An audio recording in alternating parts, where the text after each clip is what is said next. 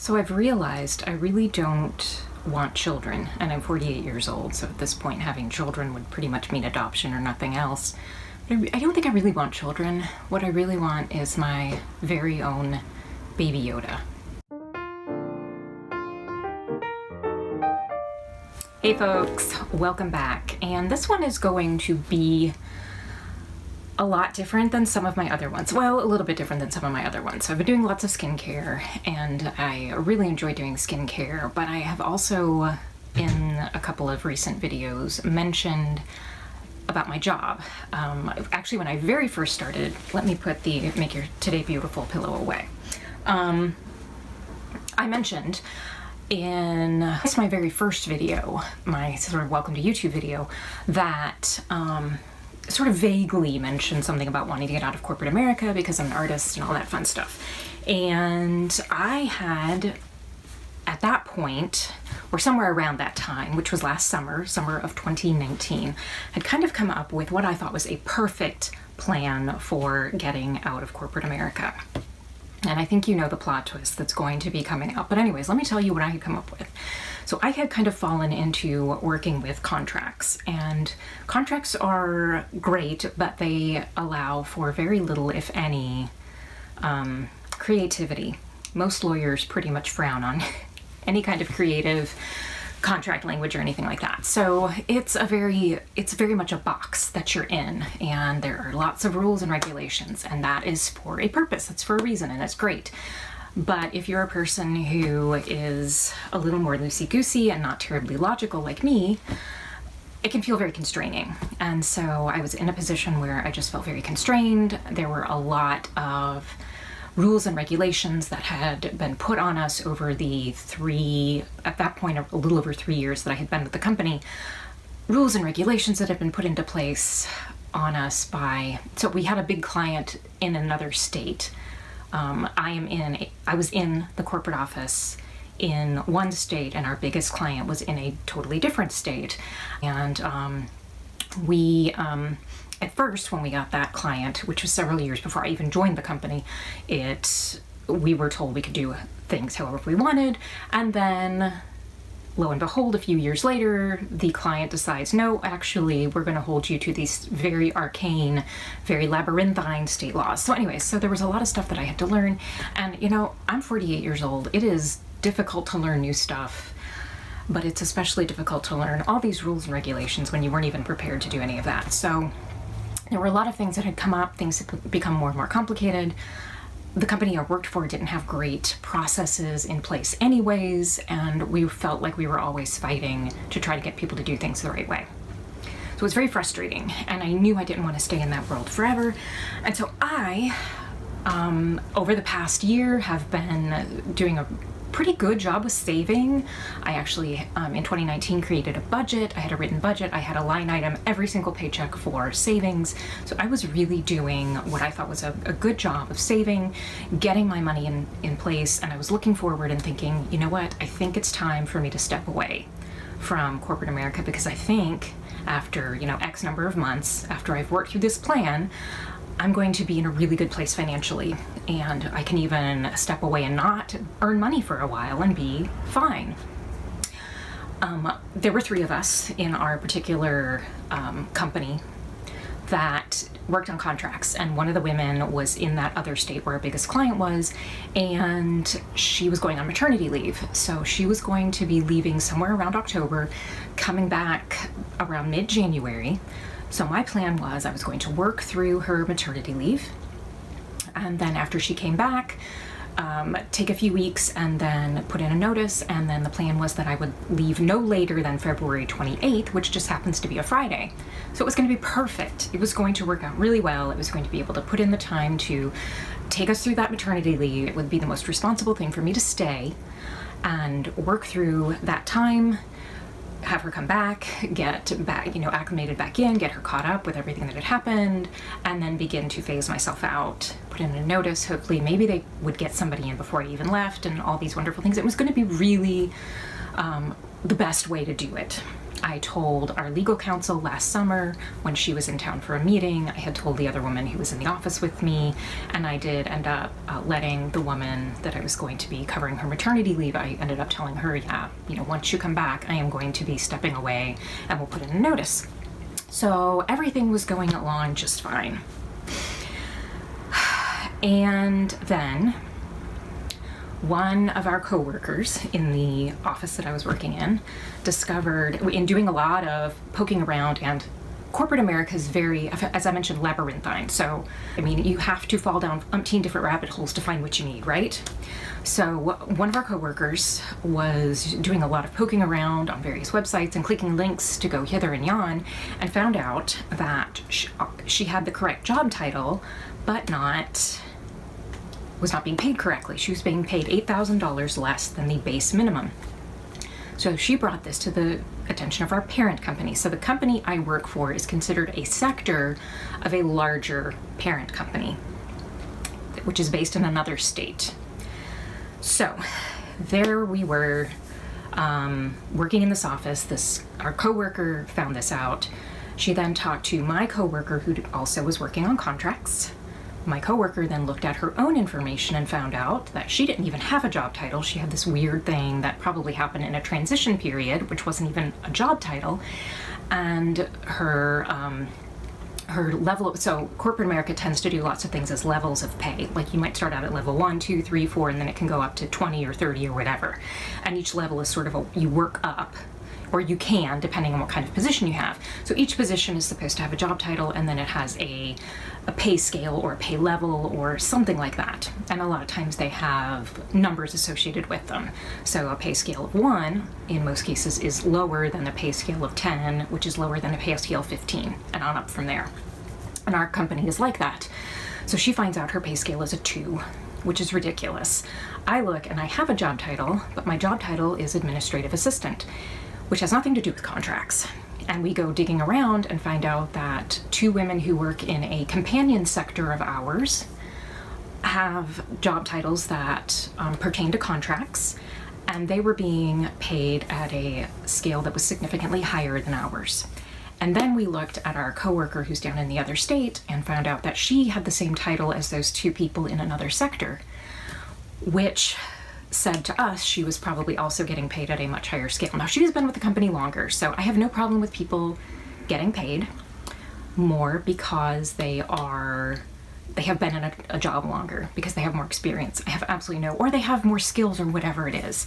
I do have an issue with someone being paid significantly more because they are in a different cost center. We have cost centers.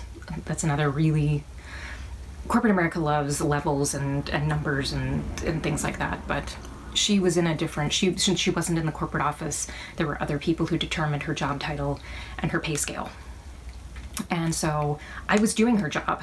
I mentioned I was covering her maternity leave. Actually, I and my coworker were both covering her maternity leave, but I was doing the very same things that she was doing because I was working for this client, doing the work for this client in this other state, which was also what my coworker in that other state. I hope this isn't terribly confusing, but anyways, what we found out was that our job titles didn't match what we were doing.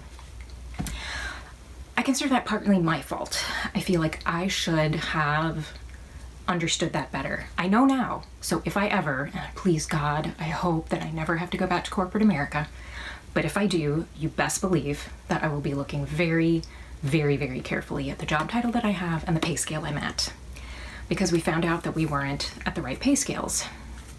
So, like any self-respecting, intelligent person, which is what we are, we said, well, we need to report this to the parent company, and so we did. And then things dragged along and things started to happen, and there were weird interpersonal things that started to happen, and I don't want to get into all of those details because those don't really matter. But eventually, after weeks and weeks and weeks and weeks of waiting, it's finally decided that yes, you guys were not classified correctly because we don't have the same kind of setup as the parent company and blah, blah, blah. I think there were a lot of excuses, but basically there were job titles that matched what we did, but we weren't being given those job titles. You could argue that there was ignorance at work on the part of the people in our sector who had control over that. But ignorance doesn't really work. It's like telling a cop who's pulled you over you were ignorant about the fact that the speed limit was 35 and not 75. That's probably not going to work. They're going to say, well, you need to know. Same kind of thing. If your job includes being a manager or being a head of human resources, and you have control over whether people are titled one way or another and their pay scale, you should know. That should be on you to find that out and make sure you're doing it correctly. So whether they could claim ignorance or you could say it was a deliberate thing, and we have thoughts about it potentially being a deliberate thing because we know they have done similar things to other people in the same office that we were in, titling them in a certain way to match what they wanted to pay them, not what they actually did. So you could argue that it was either ignorance or a deliberate act. Either way, it doesn't look good. So yes, it's determined that, yeah, you know, you guys aren't in the right. So they were going to transfer us over and have us be a part of a legal department, one of the legal departments in the parent company. Parent company's huge, has multiple different kinds of legal departments depending on what you deal with. So then they were going to decide how to handle that. So our thought was that we would continue to work in this particular office, which is in a different state from the parent company, and we were going to just continue doing our jobs. And that's kind of what we thought. And hopefully our job titles and our pay scales would change. I think it was a bit of a stretch to think that there would be any kind of retroactive pay for the pay we weren't paid for the many years that we had been working. Well, not many years. For the years, it was about 3 years for me, about 4 years for my coworker of working at these jobs but not getting paid properly. But that was probably asking way too much.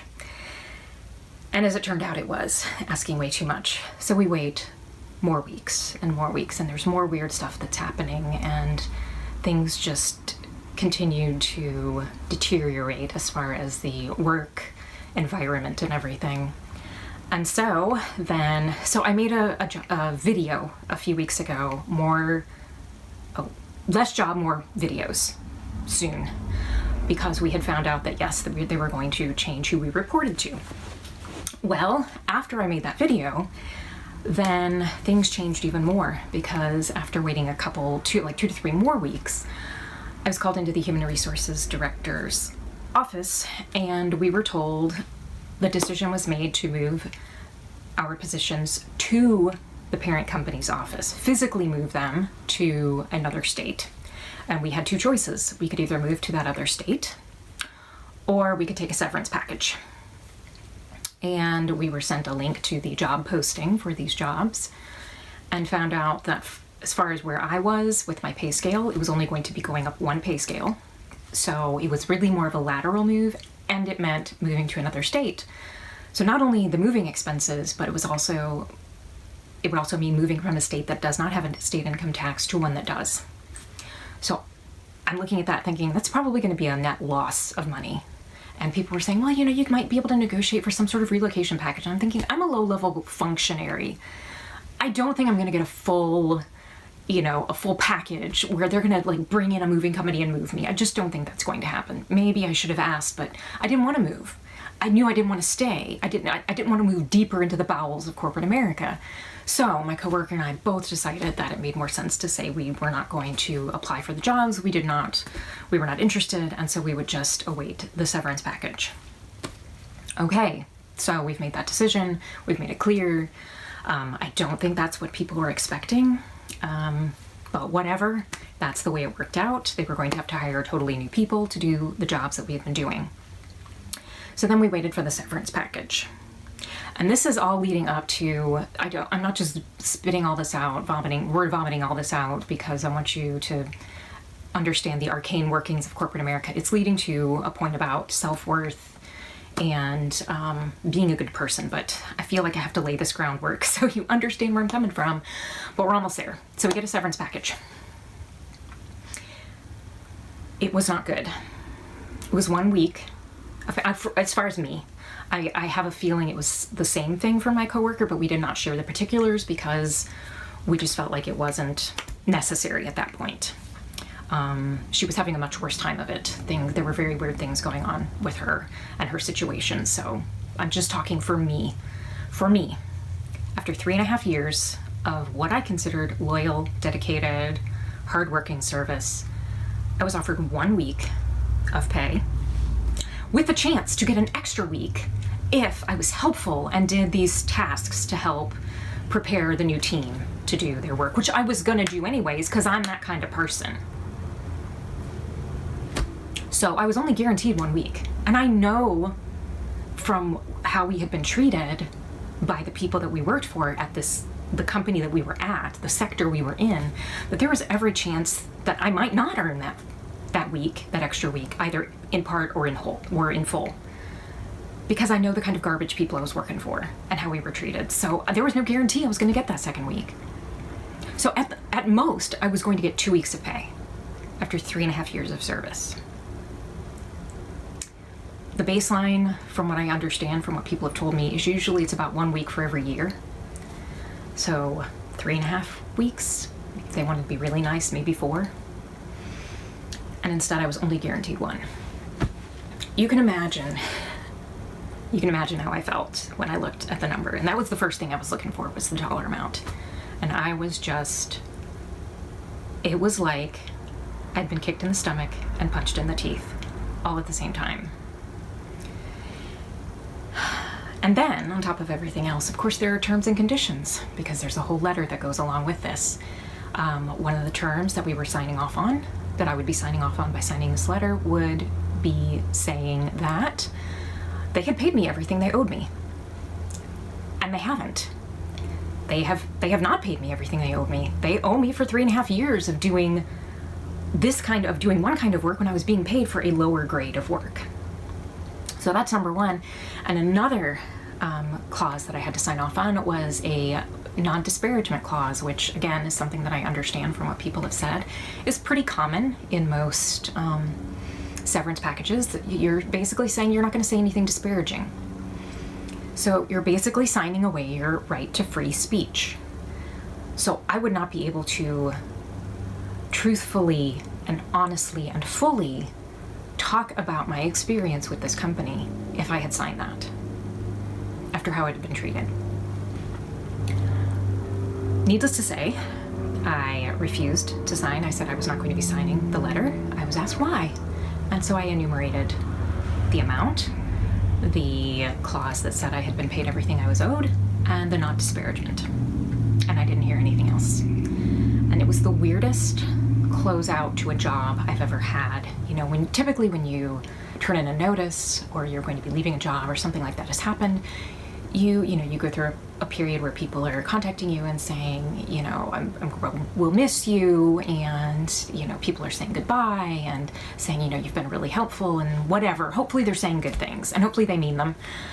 And that happened with a few people, but because the company was not being forthcoming about what was happening, all they said was that if you have any requests, you need to send them to this new email. And that was it.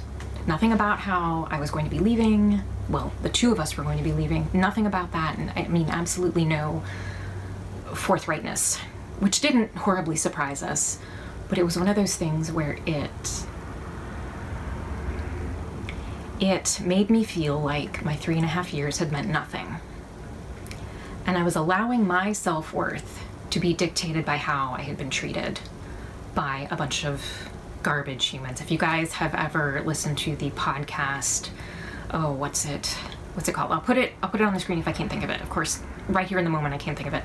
But one of the hosts, they watch true crime and documentary films and miniseries and things like that, and comment on them, and it's hysterically funny, and I just haven't listened to it for a while now. But anyways, she, the female of the two, talks about garbage humans, and I love that. Whenever she talks about somebody who's just a horrible, awful person, somebody who's done horrible things or has lied or has allowed a person to rot in jail for something they didn't do or something like that, she calls them garbage humans. And I've taken that up as a standard in how I refer to people, and these people were garbage humans. They are garbage humans. I mean, I am not the only person who's been treated this way.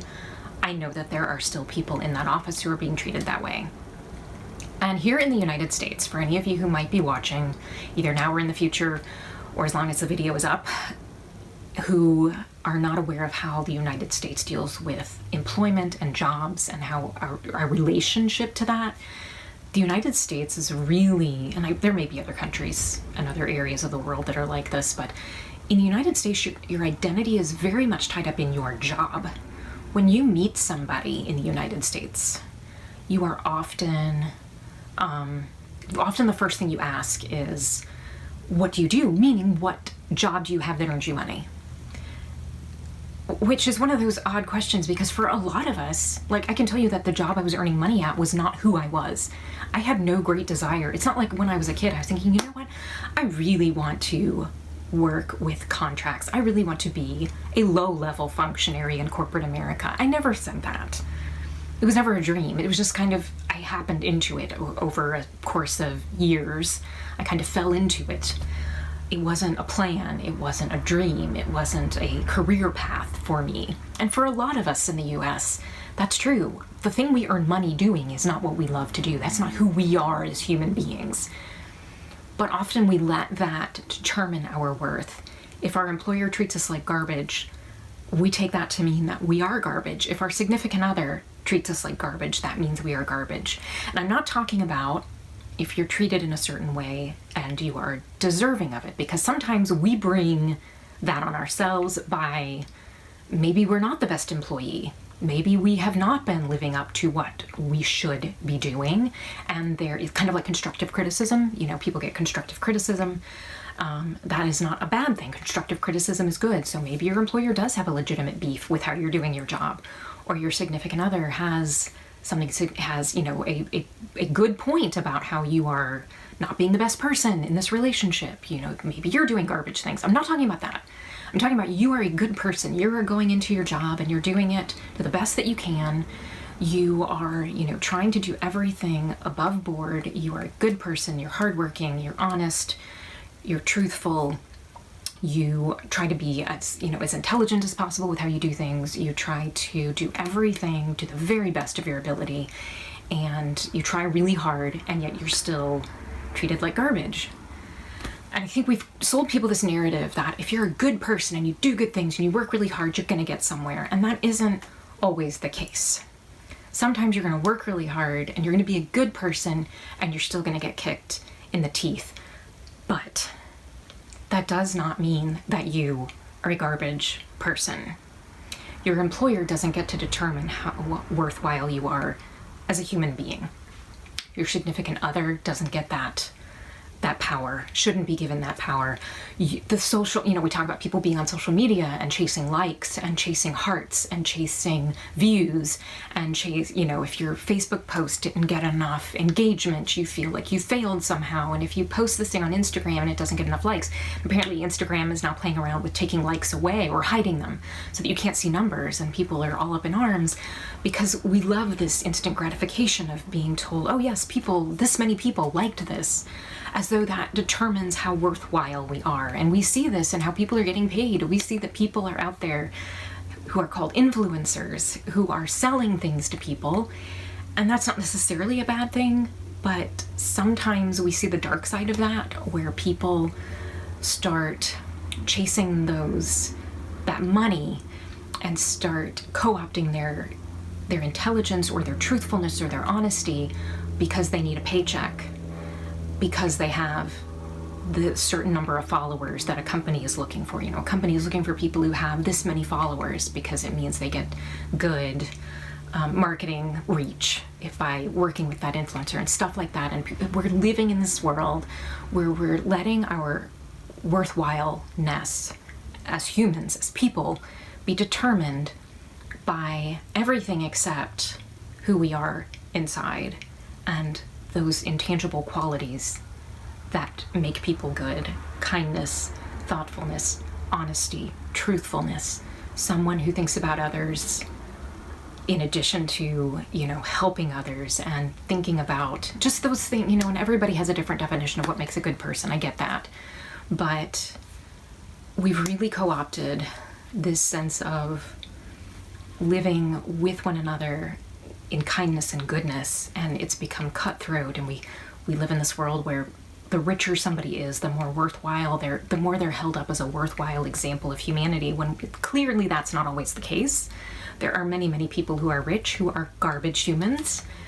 There are poor people who are garbage humans. You can't say one thing, or you can't say that money is, or lack of money is always going to determine a person's worth. A person's worth, my worth, has nothing to do with how my employer treated me. I know I was a good person. I know I was the best employee I could be. Was I the best at it? Did I make mistakes? Of course I made mistakes. No, I wasn't the absolute best. That's why I had decided I wanted to step away, because I could tell that I really couldn't keep up with the pace that we were expected to go at. And I could tell that I really needed to step away because it wasn't working with me. Some jobs are going to work with you, your natural talents, and others aren't. And this was a job that just didn't work with me, with who I was. So I knew I needed to step away. So no, I wasn't the most perfect employee, but I think I was a pretty darn good one. And I know that there were people who, as we say, reached out to me, the people who knew what was going on, some of the few who knew what was going on, and said, you know what, we really appreciate what you've done. You've really helped to make things better. And that made me feel better. But even that doesn't determine my worth, So I guess here are some object lessons. This has been a really rambly, probably mess, but number one, if you are going to work in a corporate job that has specific job titles and pay grades, please make sure you are very clear that what you're doing matches your job title and matches your pay grade. You have to take the reins on that. You cannot assume that your employer cares about that. You cannot assume that the people in control of you, if you have a manager or someone like that over you who is determining that, you cannot assume that they have your best interest at heart, because they may not. You have to be proactive in this, just like we have to be proactive in saving for retirement. Our employers, we don't have that paternalistic system anymore, where you work so many years and then you get this nice pension and these, the gold watch and all of that stuff. Way more of it is now on us. Is that fair? Maybe, maybe not. I don't know. That's not what this is about. But you have to be in control of that. You have to be the one to ask those questions and to make sure that's happening. And you can best believe, if I ever work in corporate America or any kind of job where there is some sort of codification of that, I'm absolutely going to make very clear, what is my job title? What are the job duties associated with this job title? Do those job duties match what I'm doing on a day-to-day basis? And if not, I'm going to say something about it. And I'm going to make sure that that matches the pay grade that I'm supposed to be at. So that's the first thing. You have to take control of that. But even beyond that, understand that even if you're a really good person, whatever that means, if you're doing things the best you can, you're being a really good employee, you're honest, you're reliable, you're punctual, you show up every day, you're doing the best you can, that may not mean that you will be rewarded. In some cases, you may even get punished. Sometimes that happens. But be a good person anyways, because the world needs more good people. The world doesn't need more people who are willing to step on their grandmother's grave to get ahead, or willing to push other people down to push themselves ahead. We need more good people. I think there are good people out there. I think we unfortunately just don't hear them as much. They don't get glorified as much. We love to glorify. Sometimes we just like to glorify those people who are making the most noise, but those aren't always the good people. So be a good person, even if it means that you're not necessarily going to get rewarded for it. Even if it means you're not going to be, even if it means you're not going to get ahead. Even if it means that you're not going to get the raise or the promotion. Be a good person anyways, because that's what we need more of, are good people. And just know that your self-worth, your worth as a human being, as a person, as a human on this earth, who I believe has a soul and a purpose for being here, even if you're treated like garbage by whether it be an employer or the government or people around you, your significant other, your parents, anybody, the number of likes you get on social media, that doesn't determine your worth as a human being. And we need to get away from this idea that it's all these external things that determine our worth, because it's not. There are different ways of determining your worth. Some people base that on some sort of religious idea of a higher being, or, you know, you having a soul or something like that. Other people come up with other ways, but, you know, how much good you're doing, how many times you've been reincarnated or whatever, you know, however that works out for you. I can't determine that for you. But be a good person, even if it isn't going to get you ahead, because life isn't always about getting ahead. I mean, sometimes the good people win, and sometimes they don't. And, you know, that's just sometimes what happens in life. So I know this was not a typical video along what I usually put out, but I felt the need to just put it out there, as much to say this to me as to put it out there. But I think we need to put it out there because I see the damage that it did to me. I mean, it was really sad leaving because I got almost no goodbyes. Like, nobody contacted me on that last day I was in the office to say, you know, I'm so sorry you're leaving. And I think a lot of that's because people just didn't even know, but it was still, I mean, it felt crushing to me because I felt like 3.5 years of working hard and doing the best I could under less than ideal circumstances had come to nothing. When intellectually I know it didn't, but emotionally it felt like that's what it was coming to. But I can't let that determine my worth, and I need to understand that my worth is greater than how they were treating me. That's not what it's based on. And that's what I want to leave you with. You know, be a good person, do good, think about others, treat people kindly, don't be a garbage human, be honest, you know, and understand that sometimes when you're being a good person and when you're being honest, sometimes being honest is a good person, and sometimes people don't like that. And, you know, that's just sometimes how the chips fall. But, you know, overall, if you can just aim for that, being a good person and doing the best you can, then even if it's not going to get you ahead in life, it's still a worthwhile endeavor. So that's what I'm hoping to leave you with. This is not a typical video for me, so I can't say subscribe for more of this, because maybe, I don't know that I'll ever put out anything like this again, but that's just what I wanted to put out for me and for you. Please be a good person. And, you know, if you'd like to, I would love it if you would subscribe. Would love it if you would leave a comment. If you have any experience with this type of thing, and I have a feeling a lot of us do, feel free to leave it below, and we can all sort of support each other and to be kind and good to one another. Not talking about constructive criticism. I think constructive criticism is a wonderful thing, even if it sometimes stings. I think that's still being good. But yeah, like, share, subscribe. If somebody else if someone in your life or somebody you know of has been dealing with something like this, feel free to share this if you think it could help lift them up or bolster them or help them feel better, because I know when you go through something like this, it can be a really crushing type of thing. So feel free to share it. I would love it if it could help somebody out there, and I'm hoping it'll help me feel better. Thanks so much, guys, and I hope you have a wonderful day, and come back for hopefully less serious content in the future. Thanks so much, and I will see you later. Bye.